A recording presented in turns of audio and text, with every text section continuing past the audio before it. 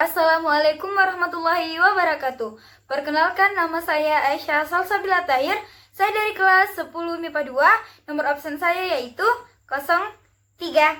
Pada video kali ini saya akan menjelaskan mengenai tugas portofolio saya tentang materi debat dan biografi. Oke, materi yang pertama yang akan kita bahas pada video kali ini yaitu materi debat. Nah, definisi dari debat adalah merupakan kegiatan bertukar pendapat yang dilakukan oleh masing-masing pihak, kemudian mengadu argumennya dan menyatakan bahwa pendapatnya lah yang lebih benar dibandingkan lawannya. Yang kedua yaitu ciri kebahasaan. Dalam debat mempunyai ciri kebahasaan berupa ragam ilmiah yang harus memenuhi ciri-ciri sebagai berikut. Yang pertama yaitu harus sesuai dengan kaidah bahasa baku. Yang kedua yaitu harus berupa fakta dan padat akan makna. Dan yang ketiga yaitu kata tersebut berupa kata yang memiliki makna sebenarnya, yang diistilahkan dengan denotatif. Yang selanjutnya akan kita bahas yaitu bagian-bagian dalam debat atau unsur-unsur debat. Apa sajakah itu?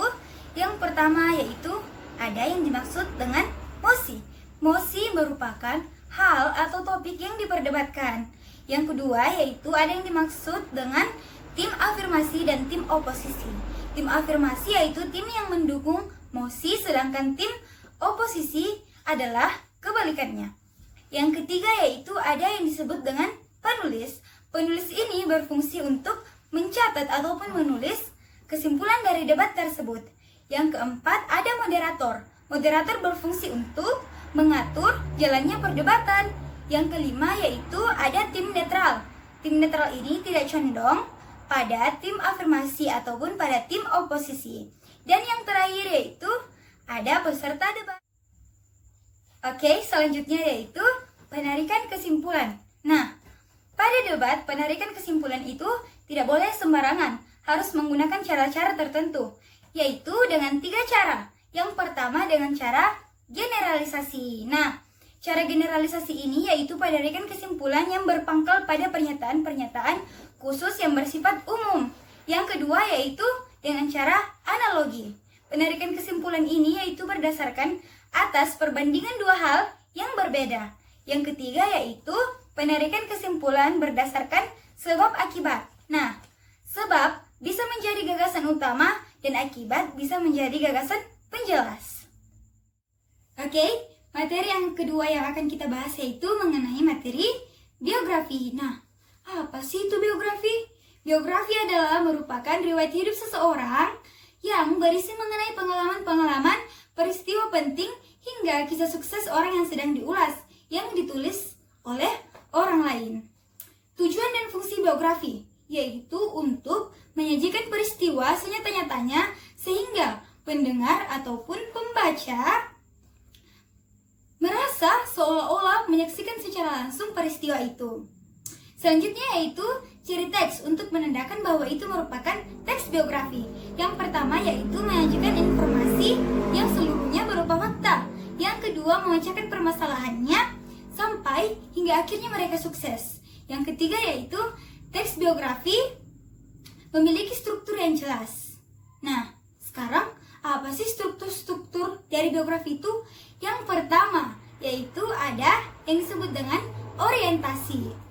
Orientasi ini yaitu gambaran awal tokoh yang sedang diulas.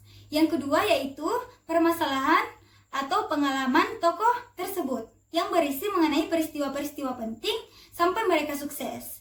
Yang ketiga yaitu reorientasi. Reorientasi ini berisi pandangan pembaca terhadap tokoh yang sedang diulas. Nah, yang selanjutnya akan kita bahas yaitu penggambaran tokoh.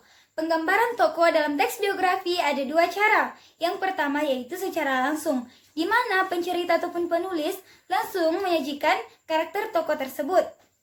Yang kedua yaitu secara tidak langsung, di mana pencerita ataupun penulis menuliskan karakter tokoh tersebut melalui dialog tokoh lain. Nah, yang terakhir yang akan kita bahas yaitu ciri kebahasaan dalam teks biografi. Yang pertama yaitu menggunakan kata pronomina atau kata ganti. Yang kedua menggunakan kata simplex, tunggal. Yang ketiga menggunakan kata konjungsi temporal. Yang keempat menggunakan kata keterangan. Yang kelima menggunakan kata kerja material. Yang keenam, menggunakan kata kerja pasif. Yang ketujuh, menggunakan kata sifat. Dan yang terakhir yaitu menggunakan kata hubung yang sering sekali ditemukan dalam teks biografi. Nah, itulah tadi pembahasan saya mengenai materi debat dan biografi. Cukup mudah bukan untuk difahami? Pada akhir video ini, saya akan melampirkan salah satu contoh teks debat dan salah satu contoh teks biografi. Dan serta menyajikan satu video mengenai puisi yang telah saya buat tentang virus corona.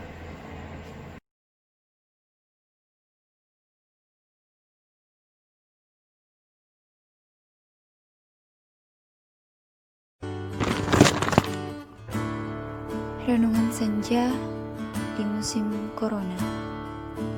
Bencana kian meliputi cakrawala dalam jeda waktu yang tak lama.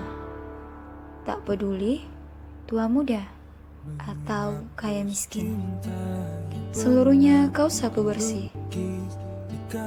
Engkau, ya, kamu telah merenggut kebahagiaanku. Lelah dengan semua ini. Paranoid menghantuiku, menjadikan penerus bangsa gugur sia-sia. Seakan semua ini hanya sekedar lelucon di waktu senja. Sesak rasanya, menghela pun aku tak mampu. Seakan adikku ini mengucapkan selamat tinggal. Ya, apakah benar jantungku akan berhenti berdetak? Paranoid terulang kembali. Tak hentinya kupanjatkan doa demi bumiku tercinta. Rahmatnya semoga senantiasa tercurahkan bagi setiap insan manusia. Semoga teguran ini menjadi pengingat agar kelak hidup kita tak sia-sia. Ya, angka ini saksi nyata atas keberadaannya. Ya, mungkin memang benar kehancuran semesta alam akan datang sebentar lagi. Takdir tiada siapa yang tahu kan, kecuali Dia sang pemegang semesta alam. Setiap detik, menit, bahkan jam, wajah ibu kota termenung, berharap agar semua ini segera berakhir. Wallahu a'lam. Menghapus tinta yang pernah kau lukis di kanvas.